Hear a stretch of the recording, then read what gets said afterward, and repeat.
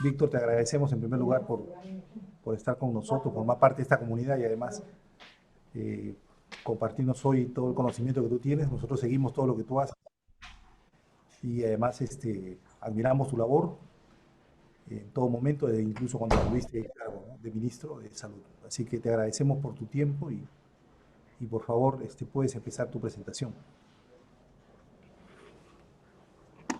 Eddie, muy buenas noches. Buenas noches. Bueno, colegas, amigas y amigos de toda América Latina, muchísimas gracias por esta oportunidad.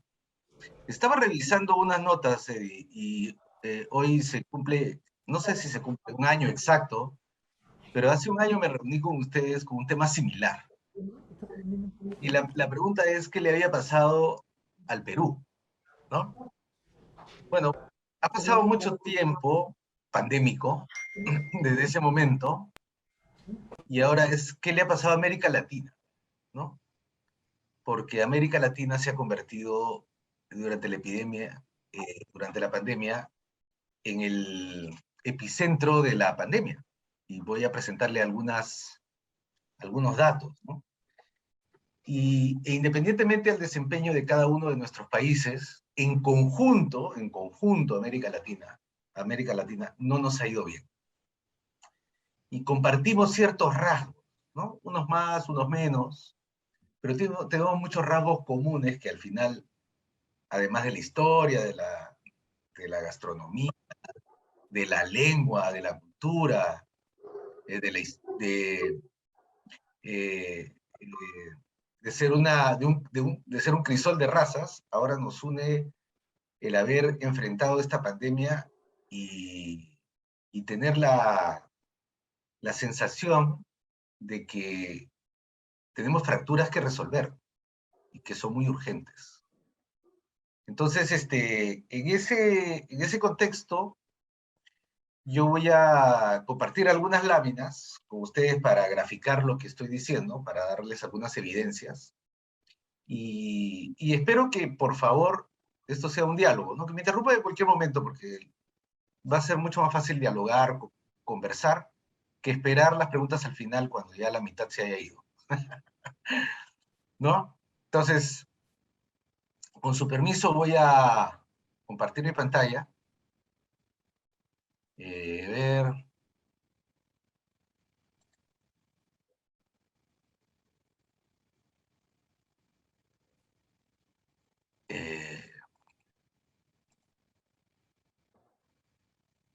No sé si la pueden ver. Aún no. Todavía está en Tenemos ruta, a está en ti, Víctor. ruta. Hay mucho tráfico. Tenemos a ti, Vic, como en primer plano. No sé si estoy... Sí, No lo he sé si puesto estoy... como anfitrión. Sí está. Ok, perfecto, ya la tengo. Ok, ya estamos. Sí, excelente. Ahora sí estamos. Entonces, el título deriva de un artículo que ustedes pueden tener acceso. Yo voy a compartir este PowerPoint con ustedes, de tal manera que le puedan hacer un clic. Bueno, este soy yo, y tengo el agrado de compartir el mismo grupo PM4R con ustedes, ¿no? Y de participar en esta comunidad súper activa. El artículo tiene alrededor de 30 páginas, está en esta publicación peruana. Dice 5 años de pandemia porque el artículo es parte de una serie de artículos que tratan de encontrar las raíces del problema peruano y su pandemia unos años antes que esta llegase, ¿no? Pero el artículo mío está en este link que está dentro de esta lámina, y ustedes pueden hacer clic y bajarlo, es completamente gratuito. Esta es nuestra realidad, ¿no? En América Latina tenemos el 30.23% de todos los fallecimientos por COVID hasta el momento en el mundo. O sea, 1 de cada 3 personas que han fallecido por COVID han fallecido en América Latina, ¿no? Y eso hay que tomarlo con mucho cuidado, porque los datos actualmente están ya entrando en fase de revisión en todo el mundo. Y estos 5 millones que ustedes ven acá, probablemente no sean 5 millones. Probablemente estos 5 millones se tengan que triplicar, ¿no? Probablemente durante la pandemia hayamos perdido cerca de 15 millones de conciudadanos de este planeta, porque hay una enorme cantidad de subregistro. Uno de los pocos países que ha abierto completamente sus datos y ha, digamos, ha puesto todos los datos de mortalidad por exceso, estamos usando la metodología por exceso de mortalidad. Uno de los pocos países es Perú y Bélgica, ¿no? Pero los demás países siguen reportando mortalidad con prueba positiva de COVID, lo que hace que el registro sea menor. Entonces, probablemente hay un artículo publicado hace una semana en la revista The Economist que saca una metodología y que lleva el número de fallecidos a aproximadamente 15 millones. Aún así, sean 15 millones, 5 millones, lo cierto es que en América Latina ha sido una verdadera masacre, ¿no? 30.23% de todos los fallecidos con cifras oficiales se producen en nuestros países. Aunque la curva de abajo, la curva verde es América del Sur, yo he sumado todo lo que es América Central. He añadido México en la cifra que está acá. ¿Okay? Hay otras formas de medir. Yo les estoy presentando, le voy a presentar dos más, ¿no? Esta es el ranking COVID de resiliencia hecha por Bloomberg. Este ranking pone a Chile en 8º lugar y luego Colombia, Brasil, Argentina y Perú se ubican en puestos muy abajo del ranking. Ojo, no son los 221 países que tenemos COVID. Son solamente 53 países que son evaluados. Dentro de esos 53 países, Chile se ubica en el 8º lugar, siendo el que mejor desempeño tiene. Y luego los que peor desempeño tienen estos 53, ustedes lo pueden ubicar acá, ¿no? Ustedes pueden ver Argentina, México, Perú, ¿no? El último de América Latina en el puesto 43. Y dentro de los 10 primeros se encuentra Chile, que incluso ha subido 23 puestos desde la última medición. Este ranking no es solo de carácter epidemiológico, incluye otros indicadores de apertura económica, dentro de los cuales mucho peso tiene el retorno de la apertura de los vuelos comerciales, ¿no? Los países que han abierto más rápido su comercio y su turismo tienen mayor puntaje, ¿no? En cambio, otros países que tienen todavía restricciones. Así, en este ranking, Taiwán, que es una zona del mundo que ha tenido un éxito en el control epidemiológico, en la situación económica y la situación del comercio y del turismo no le va todavía muy bien, ¿no? Por eso este ranking tiene un subset de indicadores que dan este resultado. Este es otro ranking. Este es el ranking hecho por el Instituto Lowy de Australia. El Instituto Lowy de Australia hace en realidad una comparación, como no se pueden comparar países como, por ejemplo, de archipiélagos donde viven 250.000, 300.000 personas, versus países como Brasil, ¿no? Con cerca de 300 millones de habitantes. Entonces hace una ponderación. No se pueden comparar países extraordinariamente ricos, como Estados Unidos, Canadá o Inglaterra, por ejemplo, o Alemania, con países extremadamente pobres como en América Latina, Haití. No es justo comparar tan diferentes. Entonces, han hecho una serie de ponderaciones que no voy a explicar en este momento, que sería, no es el objeto de esta reunión. Y al final de ella sacan dos conclusiones. Una, que dependiendo de la comparación que se haga de la mortalidad y del contagio, y si se lo compara por territorio, por economía, por avance tecnológico, etc., los resultados siempre van a ser distintos. Y segundo, que esos resultados varían durante el tiempo. Este corte de acá es de marzo, por ejemplo. Es el último corte que hizo el Instituto Lowy completo. Están preparando uno para fines de este año. Y ahí los que mejor les va, perdón, ustedes pueden ver me he olvidado algo de la lámina anterior. En esta lámina de la medición de Bloomberg, del COVID Resilience Ranking, por ejemplo, no está Uruguay. No está Uruguay, no lo miden a Uruguay. Y Uruguay es uno de los países que mejor ha manejado la pandemia en América Latina, pero no aparece en este ranking, ¿no? En este ranking ya aparece Uruguay, ya aparece Chile y otros. Esta medición del ranking Lowy pone, no aparece ninguno de nuestros países, ¿no? No aparece ninguno en el primer lugar. Pero si ustedes ven en los últimos lugares del ranking Lowy, prácticamente estamos todos, ¿no? Panamá, Bolivia, Estados Unidos, Irán, Ecuador, Argentina, Colombia, México y Perú en el último de los 102 medidos. O sea, no aparecen los 221, aparecen la mitad, ¿no? La mitad de ellos. Entonces, como pueden ver acá con este ranking, que hace una ponderación de población, territorio, tecnología, economía, y no nos va muy bien, ¿no? En realidad en ningún ranking nos va muy bien, pero quiero que vean aquí que en todos los rankings, sistemáticamente América Latina aparece al final de la tabla. No, la pregunta es, ¿cómo nos medimos nosotros ya en América Latina? Entonces, una forma, la tercera que les voy a presentar es, nos medimos como sistemas de salud, ¿no? ¿Qué pasó con los sistemas de salud de América Latina? ¿No? Los sistemas de salud se miden por tres cosas, mis queridos amigos. Tres cosas, son tres indicadores, ¿no? Cuando uno viaja a cualquier país, pregunta acerca de la calidad de su sistema de salud. Y le pregunta, ¿tu sistema de salud te cura o no te cura? ¿Evita que te mueras o no te evita que te mueras? Esa es la primera pregunta.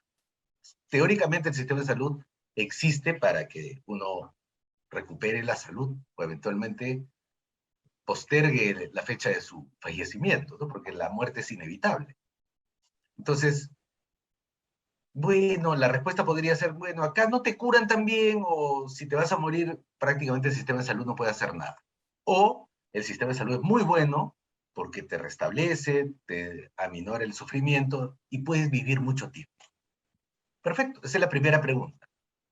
La segunda pregunta que uno hace del sistema de salud, ¿y cómo te va en el sistema de salud? ¿Te tratan bien? No, dice, no, bueno, mi sistema de salud, hay unas colazas, te maltratan, no te atiende el médico, no siempre te atiende el mismo, el equipo de rayos X no funciona, no me dan las medicinas, ¿no? Por la satisfacción del servicio. Ese es el segundo indicador. Y el tercer indicador es, y cuando ustedes le preguntan, ¿y qué tal, cómo fue el costo? No, a mí no me costó nada. Versus, no, pues si al final tuve que pagar todo. No solamente me maltrataron, sino al final tuve que gastar en la medicina, tuve que gastar en los rayos, hasta le tuve que pagar al médico, ¿no? Entonces hay sistemas de salud que efectivamente uno no paga nada, y hay otros sistemas de salud en que uno se empobrece por el hecho de estar enfermo. Tres indicadores. Te sana, te tratan bien y te protege el bolsillo. Si la respuesta es sí para los tres, tu sistema de salud es bueno. Si la respuesta de los tres es negativa, tu sistema de salud es malo. Y vamos a ver América Latina. Entonces acá hay una cuarta razón, que ya no todos comparten la cuarta razón. Es si todos los ciudadanos y todas las ciudadanas de ese país reciben la misma calidad, con la misma oportunidad, los mismos servicios. Y resulta que América Latina es la zona del mundo más inequitativa del planeta, donde están los extremadamente ricos, los extremadamente pobres. Entonces, no todos recibimos lo mismo del sistema de salud. Entonces pasamos a compararnos entre nosotros. En el lado izquierdo ustedes van a ver el número de casos. Brasil encabeza el número de casos. Y no podría ser de otra manera porque es el país más grande en población. Por eso es lo importante hacer el peso de los indicadores sobre la población, ¿no? Brasil va primero, Argentina, Colombia, México, Perú, Chile, Cuba, etcétera, etcétera. A su mano derecha está el número de fallecidos. Lamentablemente Brasil sí encabeza en números absolutos el número de fallecidos, y es uno de los países donde más fallecidos ha habido, junto con la India, Estados Unidos, ¿no? Acumulan gran cantidad de fallecidos. Luego sigue México, Perú, Colombia. Si uno lo compara por la población, la mayor cantidad de fallecidos por millón de habitantes está en Perú, ¿no? En Perú. Le sigue Brasil, le sigue México. Pero si se actualizasen las cifras, probablemente este ranking variaría. Esto es el 1,5 millones de fallecidos que tenemos en América Latina. Si uno suma los 600.000 de Brasil, los 200.000 de México, casi 300.000 de México, los 200.000 de Perú, y así sucesivamente, ahí obtiene el 1,5 millones de fallecidos de América Latina. Pero esto es que nos ha sucedido solamente en la pandemia. No, ya veníamos mal. Este es, por ejemplo, la mortalidad materna. El parto es un evento natural. Teóricamente uno no debe morir de parto.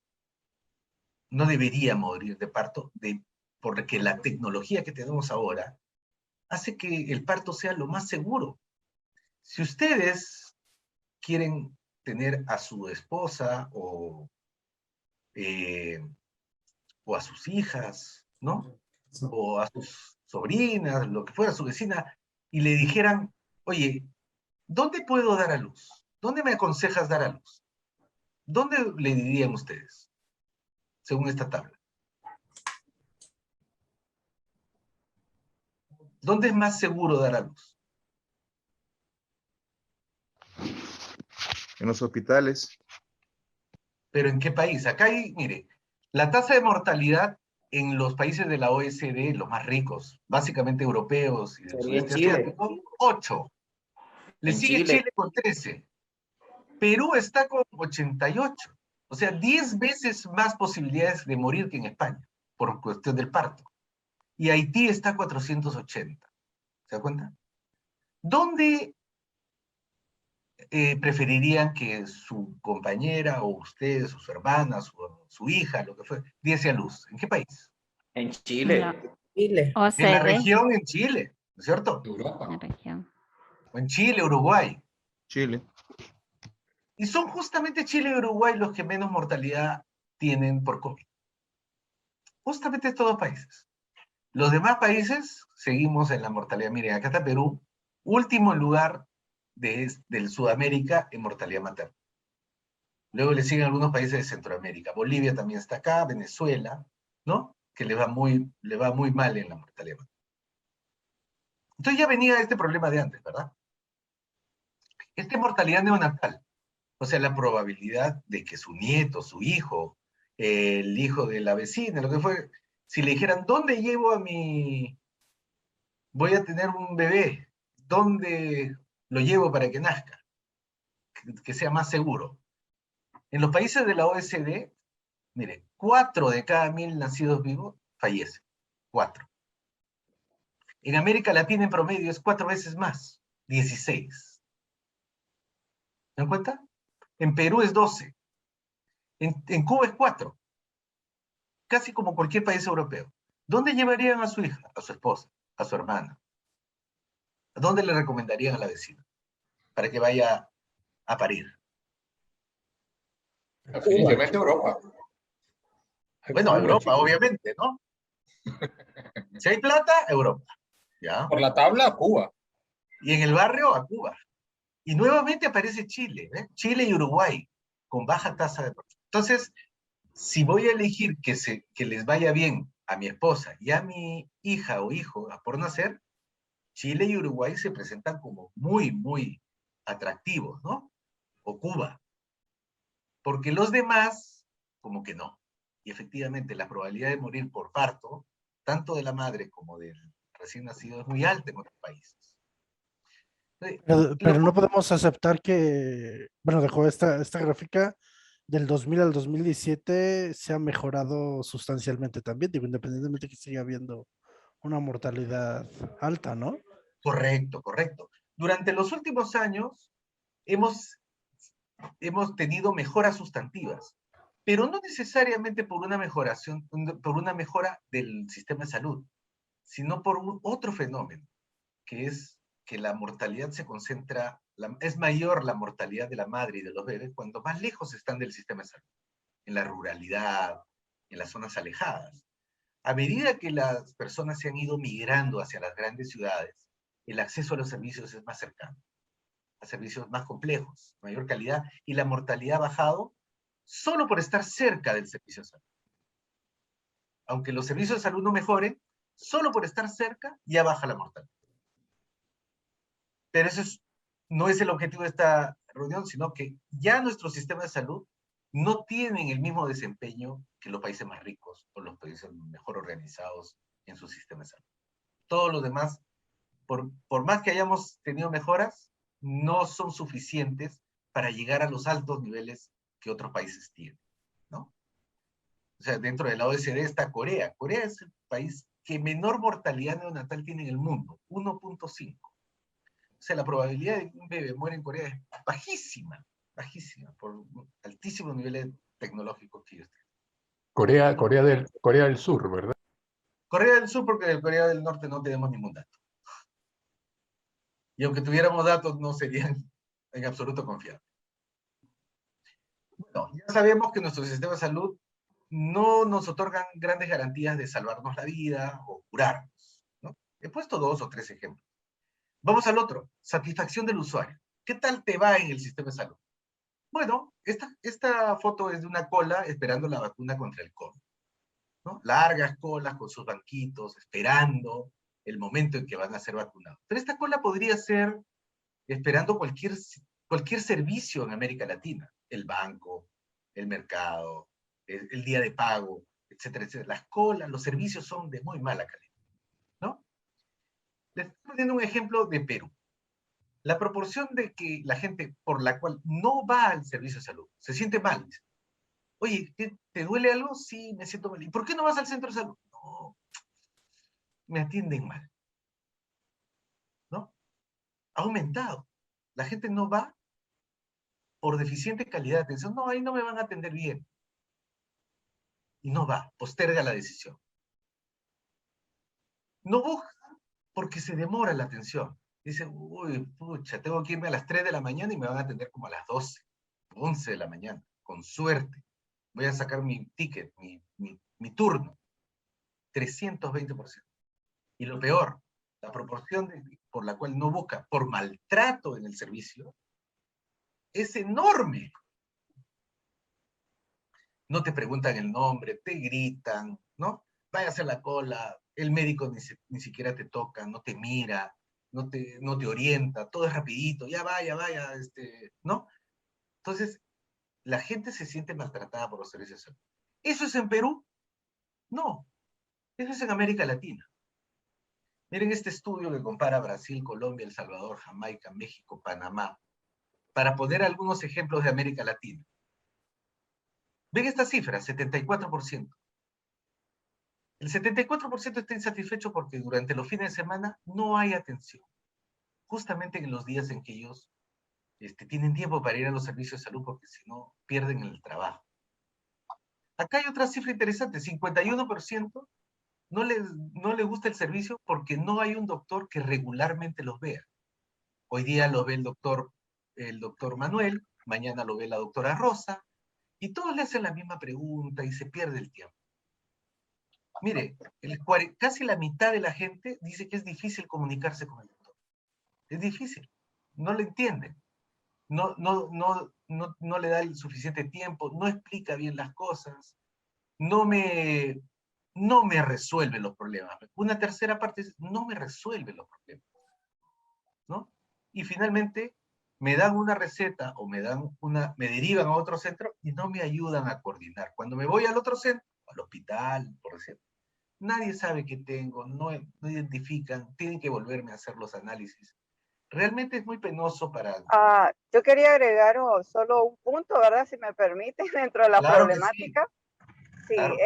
bueno, Claudia, acá en Nicaragua, otro detalle es, en cuanto una vez que te dan la receta, vas a farmacia y ¿qué es lo que te dice? Estamos hablando del sistema seguro social, ¿verdad? Que pagamos, que nos quitan mensualmente. Te dicen no hay medicamento.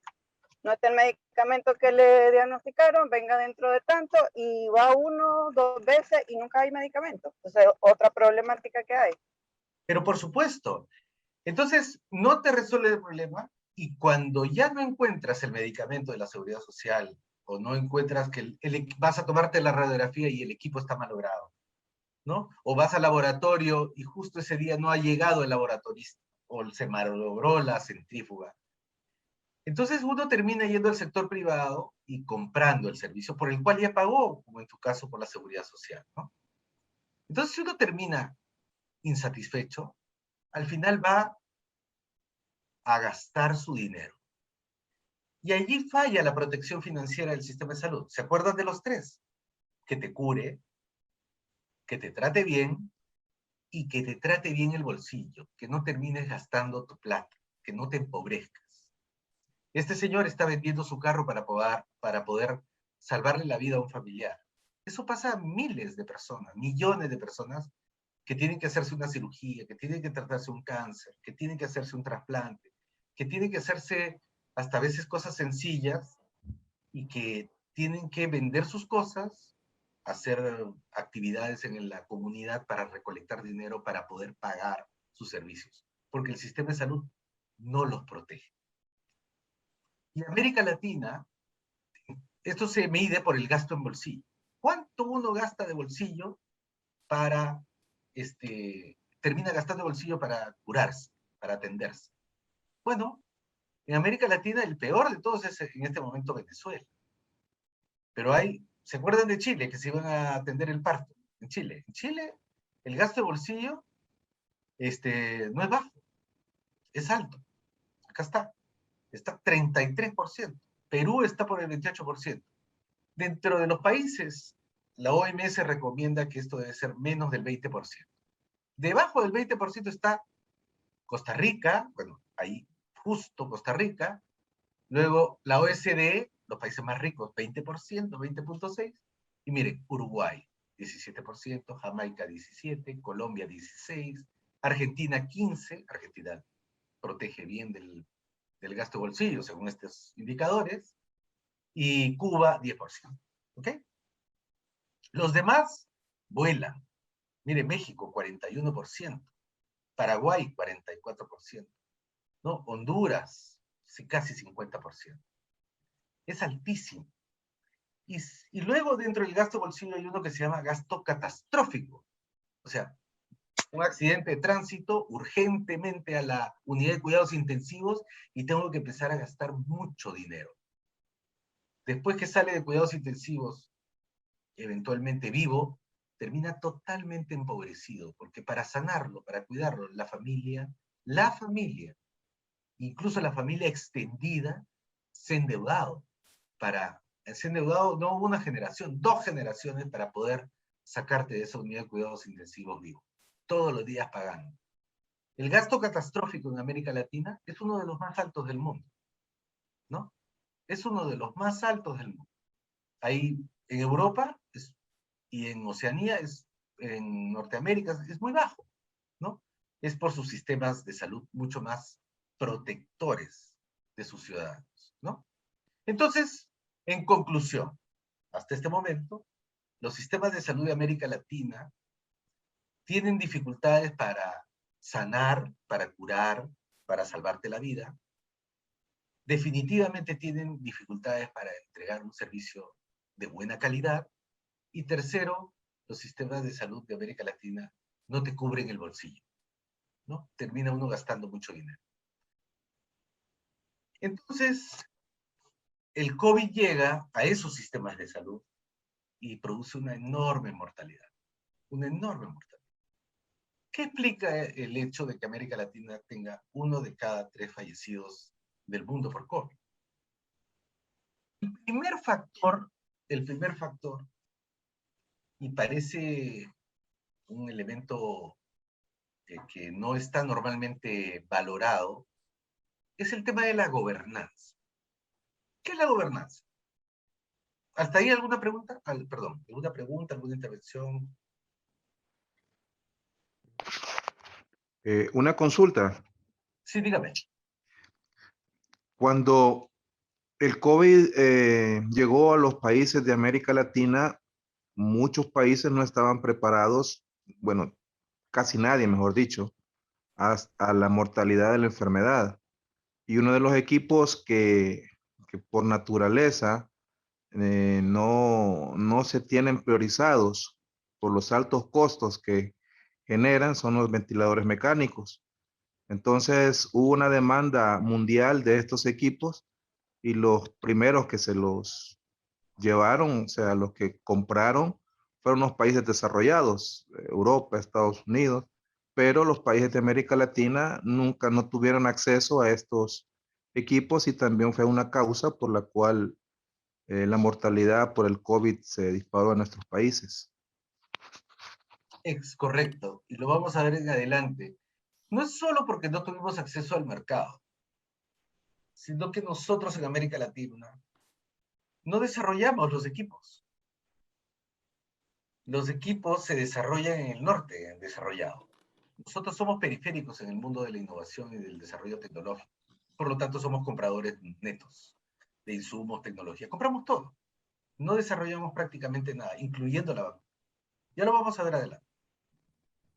En gobernanza, hay un autor que yo recomiendo lean, es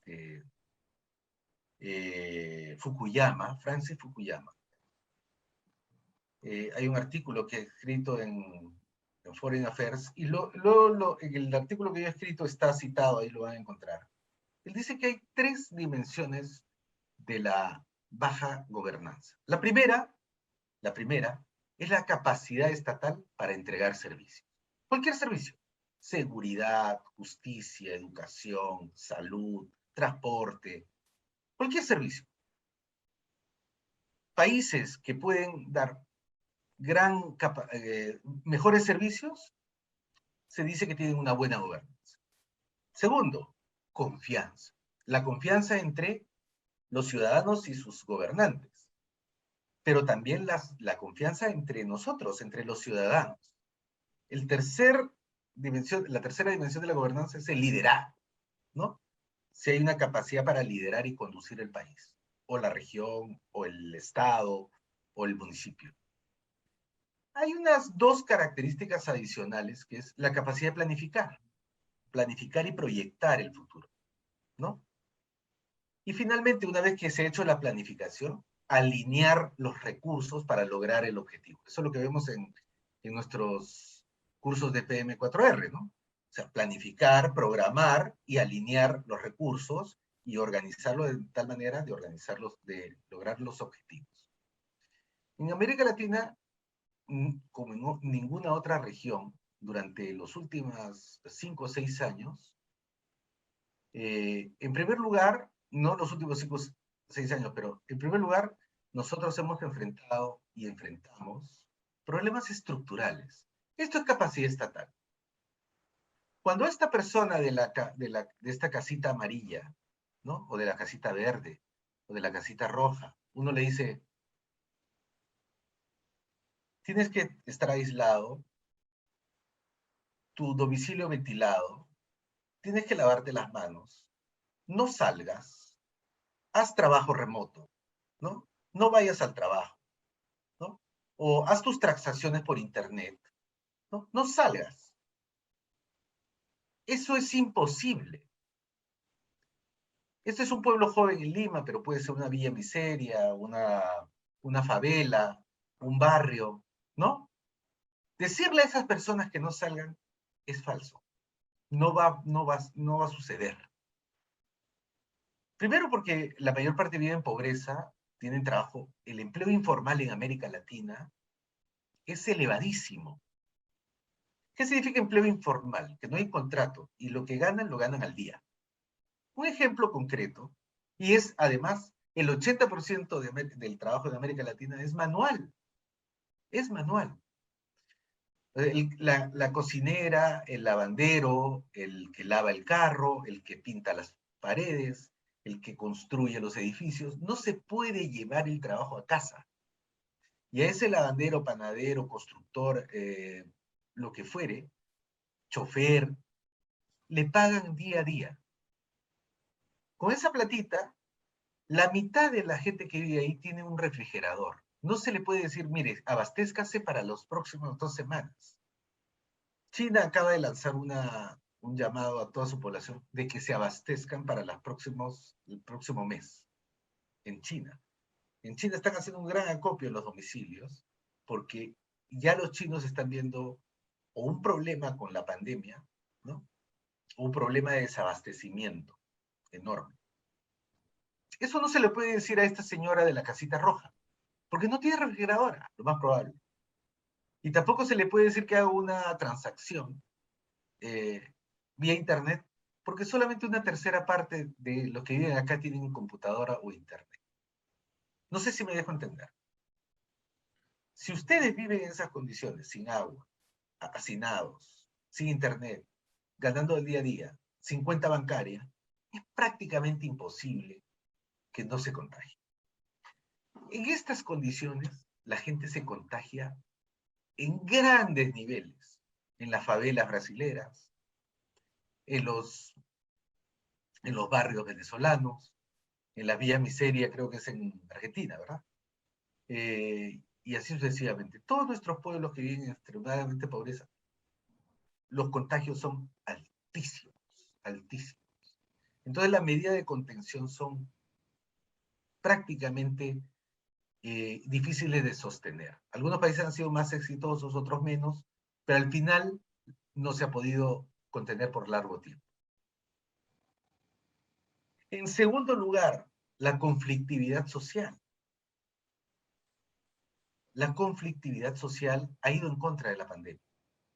Por ejemplo, Bolivia, Chile, Colombia, Ecuador, Haití, Venezuela, Perú, y últimamente, ahorita estamos en problemas en Cuba, en Nicaragua, se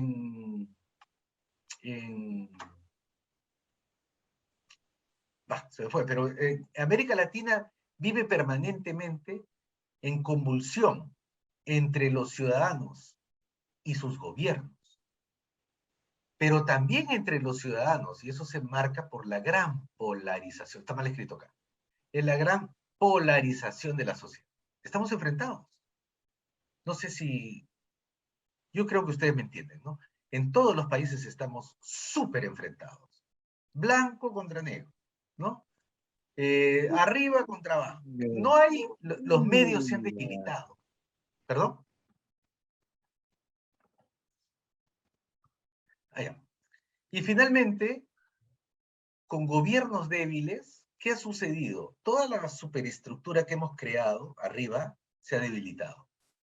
Se ha debilitado. Los ministros de Relaciones Exteriores han cambiado con tal rapidez que se ha hecho prácticamente el liderazgo político y la confianza se han caído en nuestras sociedades. Les voy a poner 2 ejemplos, también de mi país, ¿no? Dentro de un ratito. Solamente en Perú, en el mes de noviembre, hubo 3 presidentes. En plena pandemia, 3 presidentes, 2 congresos, ¿no? En el mes de noviembre hubo 54 ministros, cambios, no de salud, sino en todos los ministerios. Con ese nivel de cambio es prácticamente imposible liderar nada, ¿no? O sea, hay un gran bache del gobierno. Y lo mismo pasó con las grandes movilizaciones sociales en plena pandemia en Chile, en plena pandemia en Bolivia, en plena pandemia en Ecuador, en plena pandemia en Colombia. Hemos tenido lo que ustedes ven en esa foto en todos nuestros países.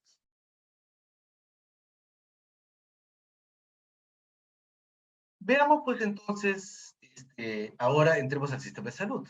Nuestro sistema de salud tiene varias características que lo hacen débiles. Primero, son precarios, fragmentados, segmentados, descentralizados y corruptos. Veamos rápidamente. Precarios. ¿Por qué somos precarios?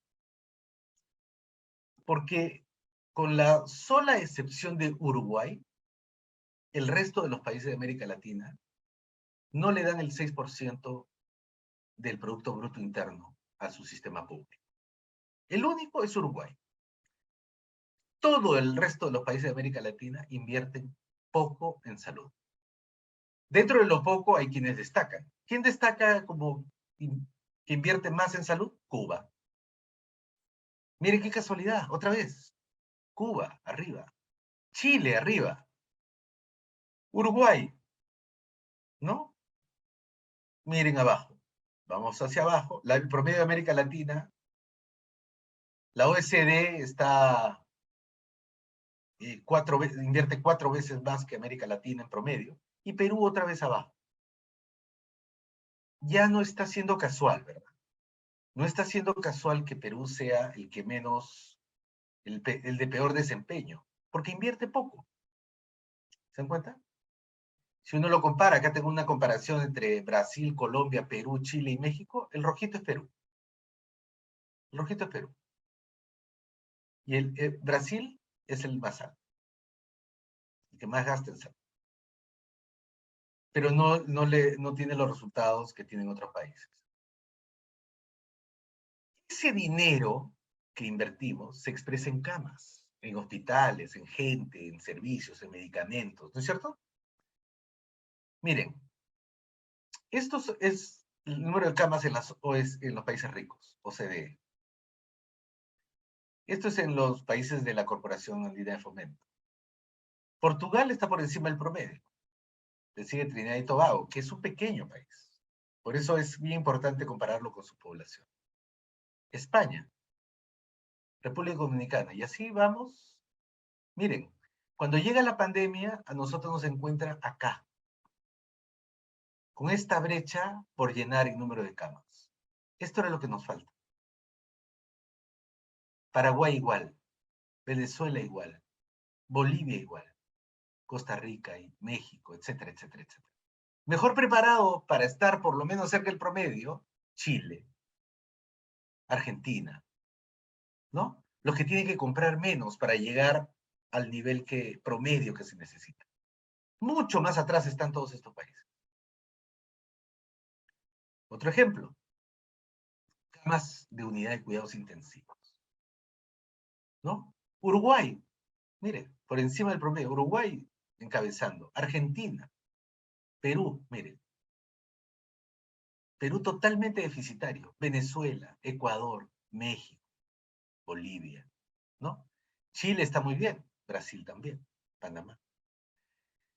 No hay un solo indicador que explique, ojo, pero solo vamos sumando piezas, ¿no? Vamos sumando piezas, hasta que tratemos de entender qué es lo que pasa en los países.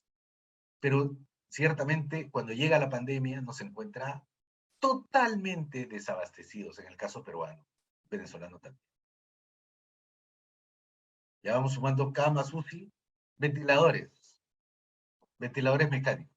Miren, Brasil sí tiene un importante resto de ventiladores mecánicos. No sabemos si funcionaban o no, pero tenían, según sus indicadores. Ciertamente, mucho más atrás está Perú. Está Perú. Lejísimos. Entonces, las cifras de Perú tienen una explicación, ¿verdad? Tiene una explicación en que es un sistema de salud abandonado. Médicos y enfermeras. Miren la cantidad de enfermeras que existen en la OSD. Le sigue Cuba. Cuba produce una enorme cantidad de recursos humanos en salud. De ahí, ¿cuál es el siguiente país que le sigue de nuestra región de tamaño importante? Porque todas estas de acá son pequeños países, ¿no? Pequeños países con poca población. Aparece Costa Rica, Panamá, México, el promedio de América Latina, Chile, Argentina, Ecuador, y recién aparece Perú. Esto es enfermeras. Médicos. Mire Cuba. Es enorme cantidad de médicos en Cuba. Uruguay. Uruguay tiene más médicos por 1000 habitantes que enfermeras. Y bajamos, y mire Perú. 1.3. Prácticamente no tenemos médicos. Nuestro sistema de salud es dependiente de enfermeras. En cambio, el de Uruguay es dependiente de médicos. El de Uruguay, Argentina. Argentina y Uruguay tienen más médicos en promedio que los países de OSD. Costa Rica, etcétera, etcétera. Todas estas cifras hay que, por supuesto, tomarlas con cuidado. ¿Por qué? Porque probablemente en Argentina la mayor parte de los médicos estén en Buenos Aires. En cambio, los esteros es probablemente imposible encontrar un médico. Y eso pasa en toda América Latina. Todos están concentrados en las grandes ciudades.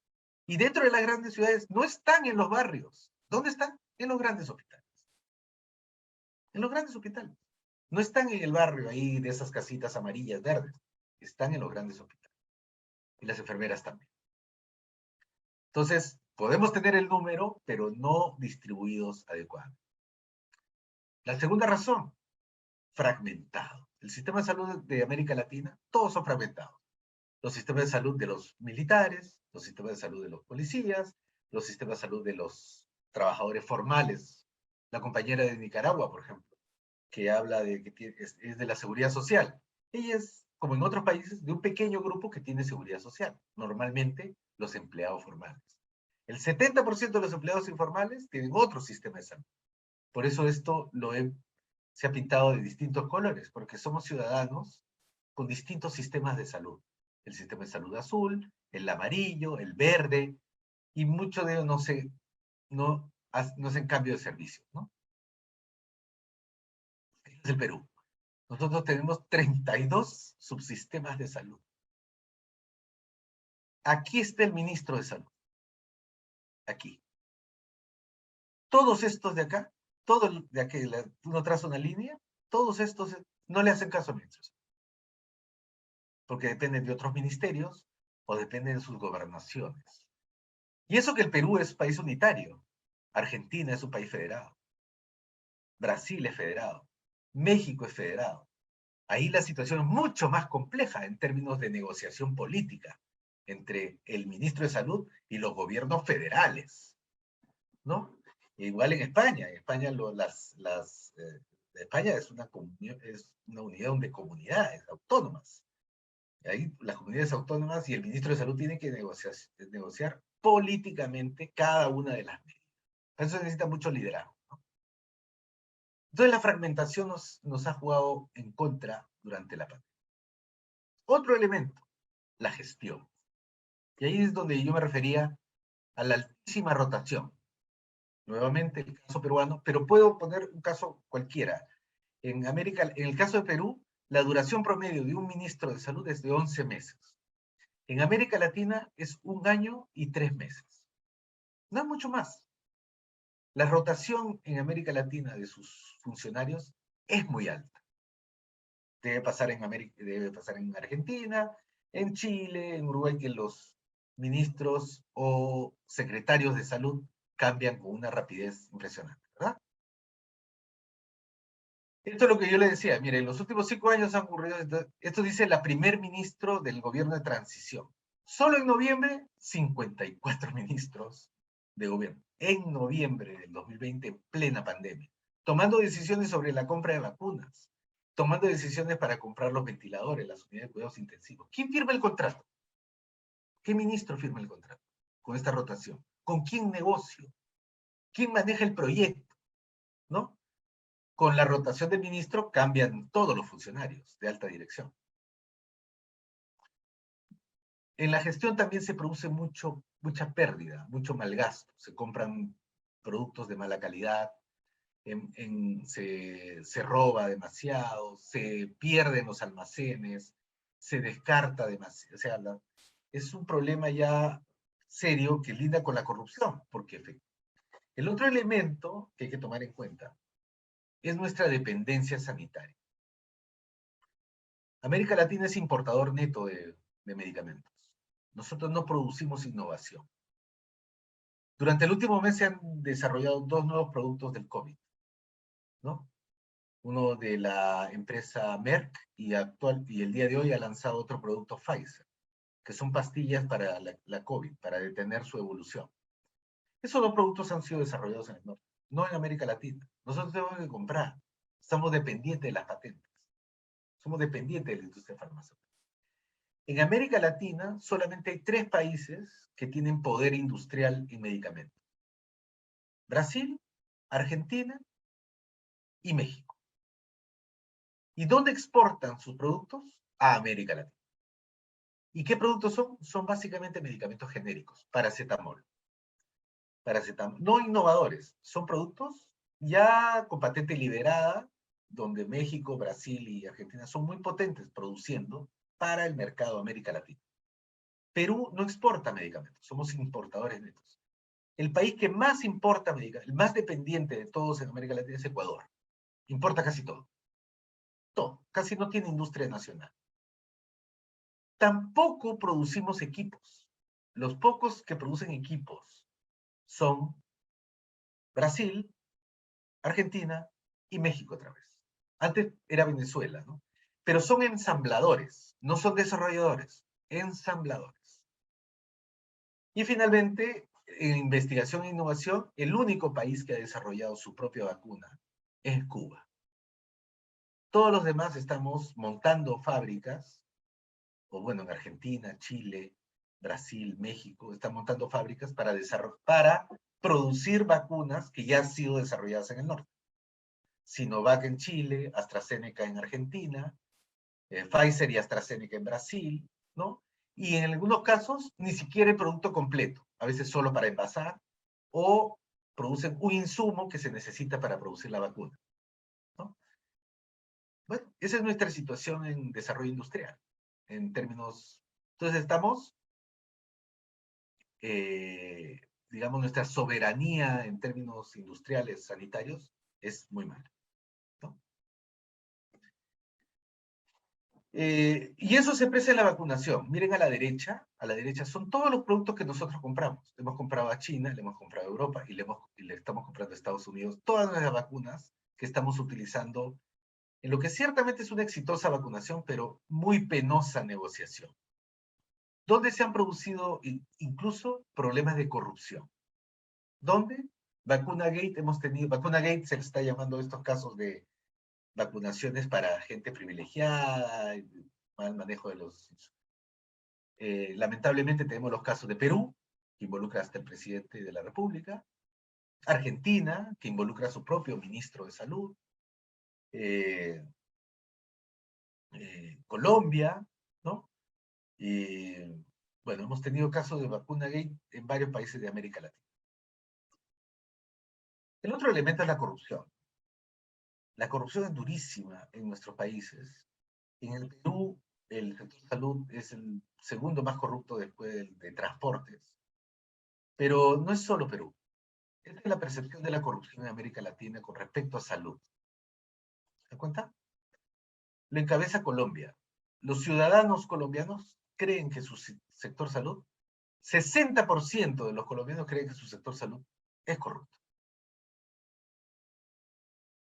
Le sigue Brasil, Venezuela, pero casi, digamos, todos. Argentina, digamos, está bien, 25%, Jamaica 20%, pero 1 de cada 4 argentinos que crean que su sistema de salud es corrupto ya es malo, ¿no? Pero, digamos, este es un fenómeno mundial, el promedio de América Latina es cerca del 40%, y el promedio de la OCDE, Europa, creen que 1 de cada 3 europeos cree que su sistema de salud es corrupto. O sea, no es que el sistema de salud sea de gran confianza en todo el mundo, ¿no? Y con esto ya entro a la parte final. ¿Cuáles son los desafíos de América Latina hacia adelante y su sistema de salud? Del COVID, porque el COVID ya prácticamente le hemos doblado el cuello, pero además de eso, las enfermedades no transmisibles como cáncer, cardiovasculares, que la población nuestra se está envejeciendo y por lo tanto consume mucha salud. Cada vez que nos vamos acercando a las últimas etapas de nuestra vida, consumimos más salud, ¿no? más servicios. El cardiólogo, el urólogo, el gastroenterólogo, el ólogo. Todos los ólogos aparecen al final de nuestra vida. Entonces, si la población se envejece, vamos a necesitar muchos ólogos. Y todos los ólogos son muy costosos. Y toda esa tecnología es muy costosa. Para países que invierten poco. O sea, cada vez vamos a consumir más y vamos a tener poca plata. Es un enorme reto conseguir todo el dinero que nos falta, esa brecha que nos falta, para todos los viejitos que vamos a hacer. con enfermedades que no se curan, que tienen necesidad de alta tecnología. Y además, todos nosotros tenemos Netflix, y cuando vamos al sistema de salud queremos que nos atienda el Dr. House, ¿no? Con toda la tecnología. Y encuentra pues al Dr. Zamora, no al Dr. House. Entonces, hay una gran insatisfacción porque las expectativas son altas. Y la pobreza que nos ha dejado la pandemia es brutal. Es brutal. Hemos perdido una década en avances en lucha contra la pobreza en toda América Latina.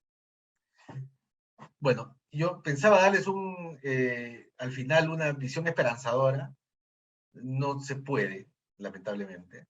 Lo esperanzador es que tenemos la vacuna, que estamos prácticamente derrotando al COVID. Lo esperanzador es que a partir de las lecciones aprendidas, nosotros podamos realmente transformar los sistemas de salud que tenemos en América Latina. Tenemos una esperanza. Y ciertamente se necesita mucha inteligencia, mucha paciencia y también mucha política. Porque todos estos problemas son políticos. Obviamente se necesita mucha técnica, pero al final es una decisión política. Bueno, disculpen la extensión de la exposición, es un tema muy, muy complejo, ciertamente, y espero haber satisfecho sus expectativas y No, excelente. ya no- Muchas gracias. Muchas gracias, Víctor. Ha estado excelente la presentación, amigos. A ver si tienen algunas preguntas, algunos comentarios con respecto a lo que ha expuesto Víctor, por favor. Sí, buenas noches. Buenas noches. Buenas noches con todos. Qué excelente presentación, doctor Zamora. Lo felicito. Mi nombre es Iván Cabrera. Tengo, ¿cómo lo puedo decir? Esa satisfacción, esa oportunidad de trabajar en la construcción de hospitales.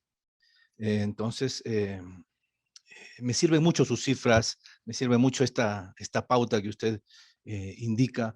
Estos indicadores son, pero perfectos para concebir mejor el trabajo que realizo. Entonces, por ahí quería comentar entre la gestión que últimamente el boom es, ¿no? El capacitarse en gestión, ¿no? En gestión de proyectos y en la construcción. Entonces decimos, ¿qué pasa? ¿Por qué ahora el boom de los hospitales ha explotado en el Perú, pero no se los construye bien?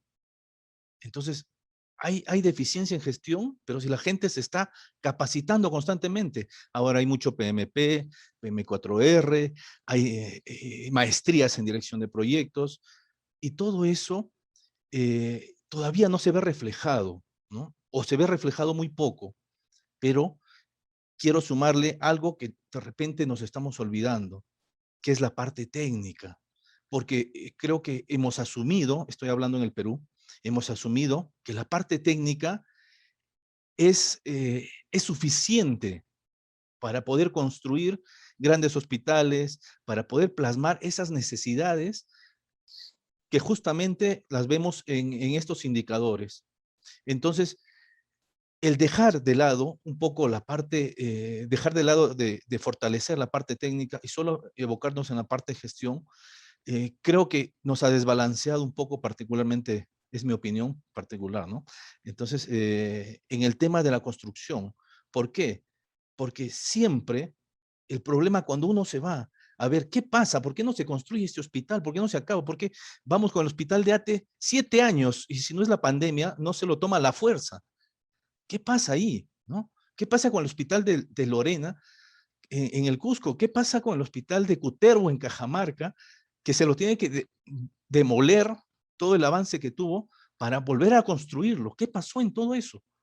Entonces, digo, la parte técnica, uno siempre va al expediente técnico. Entonces, uno abre el expediente técnico y por Dios, eso es inconstruible, eso es inejecutable y es inconcebible cómo todavía la corrupción que usted muy bien ha mencionado sigue manipulándonos para que esos documentos salgan tan mal, pero tan mal, que nos causen eso, nos causen alargar tanto el tiempo de ejecución en adicionales de obra, en problemas judiciales, y eso se ve reflejado en los costos, ¿no?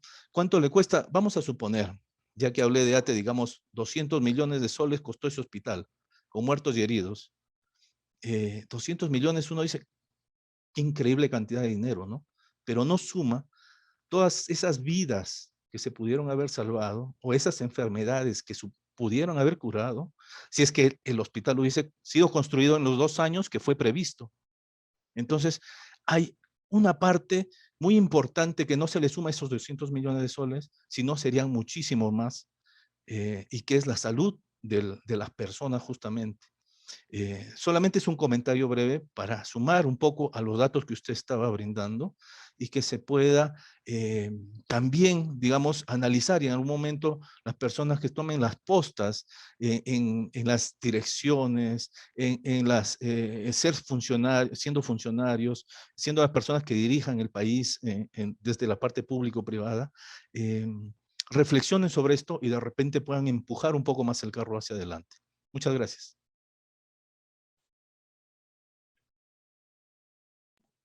Quizá otra persona más pudiera comentar o preguntar para poder sumarlas. Eduardo, creo, levantó la mano. Sí, lo tenemos a Eduardo. Adelante, Eduardo Rodríguez. Muchas gracias. En relación a la participación del colega que acaba de hablar, yo también trabajo en el área de gestión hospitalaria y yo creo que parte de las respuestas que a veces se tienen a que por qué quedó eso tan mal, muchas veces se deja que la parte política, que también lleva un componente muy alto de desconocimiento, influye negativamente en el sentido de no poner las personas idóneas a trabajar en la gestión hospitalaria. ¿A qué me refiero?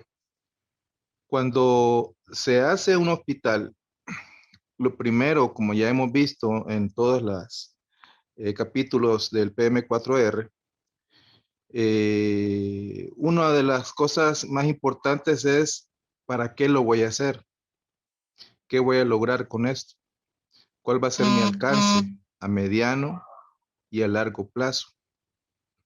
Porque las edificaciones se hacen, pero pasa muy seguido de que lo hice muy grande y solo ocupo el 40% del hospital porque no tengo suficiente recurso humano para poder ocupar el otro 60%. O no tengo el equipamiento adecuado. O al revés, lo hice muy pequeño y en cuestión del primer mes ya topé la ocupación hospitalaria. Entonces, en la concepción del proyecto, en lo que yo quiero hacer, debe estar metido dentro de un plan maestro, desde mi punto de vista, de lo que en el gobierno de turno en ese momento quiere generar dentro del Sistema Nacional de Salud. Construir un hospital no solamente genera beneficios en el sentido puramente administrativo y económico, sino que es una gran carga en cuestión de salarios, prestaciones, costos de servicios, mantenimientos, infraestructura, todo eso es lo que cuando yo construí un hospital, yo me estoy echando encima. Es como ver la punta del iceberg. La punta del iceberg por lo general son necesidades, pero ¿qué hay debajo del iceberg? Hay una gran cantidad de variables que me pueden hacer insostenible el proyecto que estoy haciendo. Un ejemplo de ello es, por ejemplo, los centros de radioterapia. Que los centros de radioterapia al final lo que buscan es paliar y en algunos casos definitivamente curar los tumores malignos que aquejan a la población. Pero ¿qué pasa cuando no hice el proyecto de una manera sostenible? Cuando no dejé dentro de mi partida presupuestaria de gobierno un monto destinado exclusivamente a mantenimiento repuestos de esos equipos. Lo más seguro que en cuestión de un año o 2 o 3, dependiendo de la garantía, ya no voy a poder darle mantenimiento o soporte a esos equipos. Igual sucede, digamos, en un hospital. Si yo no he dejado bien claro y fundamentadas las bases para hacer la infraestructura con todo lo que implica recurso humano, equipo médico, mantenimiento, medicamentos, etcétera, esa infraestructura hospitalaria no va a ser sostenible y en vez de generar un beneficio a la población, van a haber insatisfacciones, van a haber malas calidades, malas atenciones, personal mal pagado y todo un resto de variables que al final van a hacer que el proyecto que yo pensé que iba a ayudar y ser emblemático va a ser realmente un fracaso. Muchas gracias.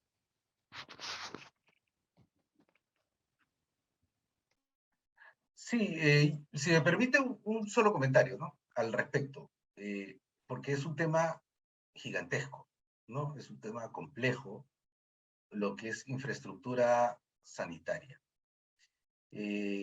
Las autoridades, y yo he tenido la oportunidad de comentar esto con varios colegas, ministros y exministros de la región, y esto quizás lo tomen en el EDI como una tarea por hacer, es que muchos de nuestros proyectos efectivamente son de infraestructura y se necesita también un repositorio de buenas prácticas.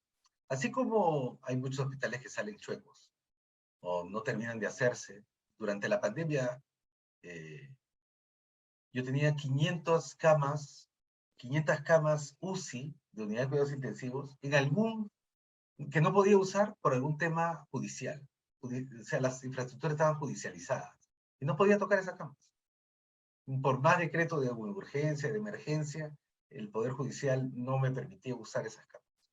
¿O no? Y hasta ahora están muchas de ellas detenidas. Equipos, camas, edificaciones, ¿no? Pero es una tarea a cometer de poder darle a los decisores, muchos ministros con muy buena voluntad, muchos de ellos muy honestos, quisieran también tener un set de herramientas para decir, bueno, lo vamos a hacer de esta forma, tal y como lo están haciendo en Argentina, o tal y como lo hacen en Chile. Mira, están usando este tipo de contratos, este tipo de metodología y este tipo de fórmula para lograr su cometido, porque en el Perú estamos ciertamente tocando muchas puertas, ¿no?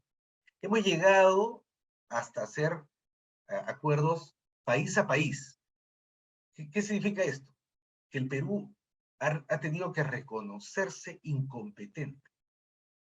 Le ha entregado el dinero a otro país para que lo hagan por nosotros, porque nos hemos declarado incapaces de controlar todos los elementos que los colegas han señalado. La corrupción, el mal diseño, la falta de técnica, los políticos, etc. Le hemos tenido que entregar a otro país, con todo lo que eso significa. Primero, declararse incompetente, y segundo, poner en manos de otro país que venga a hacer la infraestructura en el túnel, ¿no? Pero es una salida que se está usando. Yo me siento incómodo con esa salida, les soy sincero. Quisiera que nuestro país tuviese todas las capacidades para no tener que recurrir a contratos de país a país. Pero así estamos. Creo que un tema a abordar es eso, Eddie, o sea, la elaboración de proyectos en entornos como los que vivimos en América Latina, especialmente los de infraestructura sanitaria que son tan necesarios. Incluso lo de los expedientes. Actualmente hay muchas metodologías de hacer expedientes de manera virtual y que tienen muchas ventajas, ¿no? Pero bueno, se lo dejo en sus manos. Gracias, Víctor. Es una buena recomendación, ¿no? Hay que recopilar las buenas prácticas para poder no estar empezando de cero cada vez que tenemos proyectos. ¿Algún comentario más, amigos? ¿Alguien más que quisiera hacer una pregunta final para poder cerrar la sesión? Paola, te escuchamos. Paola Espinosa. Sí. Buenas noches. Gracias, doctor Zamora, por su ponencia y por los buenos datos que nos ha graficado ahora, que ha sido para mí en muchos casos preocupante sobre todo lo que inicialmente mostraba sobre la tasa de mortalidad de neonatos y mujeres en parto. Me pareció algo bastante fuerte, no pensé que fuera tan grave la situación, sobre todo en nuestro país, en Perú. Pero quiero hacerle por eso también una consulta, ¿no? Yo sé que muchos aquí también presentes conocen muy bien el tema médico, son parte del personal médico, pero nosotros como usuarios, ¿no? Yo por ejemplo, yo soy bióloga, estoy bastante ajena al tema médico, pero como usuarios, ¿cómo podemos ser partícipes de este sistema de salud? No lo digo como pacientes o enfermos, ¿no? Sino tener quizás alguna herramienta o algún tipo de programa donde nosotros también podamos mostrar esas debilidades que tiene el sistema, porque creo que más de alguna persona que ha estado, yo en mi caso, en algún momento en un hospital o en una clínica, he tenido lo que usted comentaba, ¿no? Quizás un maltrato, los precios muy elevados, etcétera. Entonces, ¿cómo nosotros podemos sumarnos a poder mejorar este sistema de salud, ¿no? Yo sé que las tomas de decisiones parten pues de las direcciones, de las personas que tienen toda esta capacidad técnica en temas de salud, pero nosotros los usuarios, los que finalmente somos la gran mayoría, ¿cómo podemos participar finalmente de este cambio, poder promover un cambio? Gracias. Bueno, tocado un tema muy importante, ¿no? Una de las piezas fundamentales del sistema de salud son los pacientes, son los usuarios de los servicios. Y su voz debería ser tomada en cuenta para valorar la calidad de los servicios que está recibiendo. De hecho, esto se usa en muchos sistemas, ¿no? La valoración de los pacientes en relación con si mejoraron su situación física o mental para la cual se fueron a atender. Y además fueron bien tratados durante el sistema, es una puntuación que sirve para la acreditación de los servicios. O sea, hay servicios que son acreditados, tomando en cuenta la participación de los ciudadanos. Pero estamos un poquito lejos de eso, por varias razones complejas, ¿no? Uno, que es bien difícil acreditar hospitales que se están cayendo a pedazos, ¿no? Incluso para los propios trabajadores. En el Perú,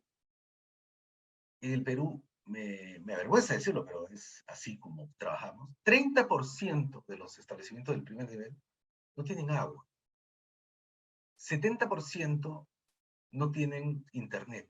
Hay 2 hospitales del Perú, no centros de primer nivel, hospitales, que no tienen agua.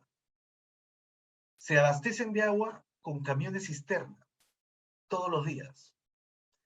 O sea, si un profesional de la salud tiene que trabajar en esas condiciones, que también significa un maltrato para el ejercicio de su propia profesión, ¿cómo le vas a acreditar?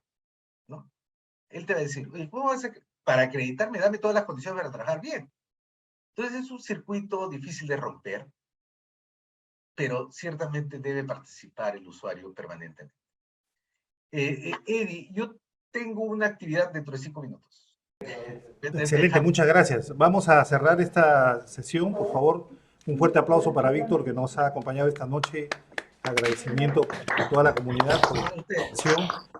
Y la última foto, vamos a tomarnos la foto final de todos los viernes. Por favor, activen su cámara los que puedan para poder tomarnos la foto y con eso liberar a Víctor de este compromiso. Bien, amigos. Le enviaré a Cecilia la presentación para que ella... Sí, doctor, gracias. O lo pongo en WhatsApp, ¿no? Sí, también. También, directo. También. Buenísimo, buenísimo. Muy bien, amigos. Muchas gracias por estar con nosotros. Hasta la Muchas próxima. gracias, Víctor. Gracias, doctor. Gracias, hasta pronto. Buenas noches. Gracias, cuídense. Hasta luego. Cuídense todos. Un abrazo. Buenas noches. Chao, amigos. Buenas noches. Gracias a todos. Gracias a todos. Buenas noches a todos. Gracias, Marilena. Bye. Un abrazo, cuídense. Bye, Milton. Gusto de verte. Igualmente, Marilena. Nos vemos mañana, no se olviden, mañana Chao, nos amigos. vemos en la ceremonia. A la ceremonia. Chao, Milton.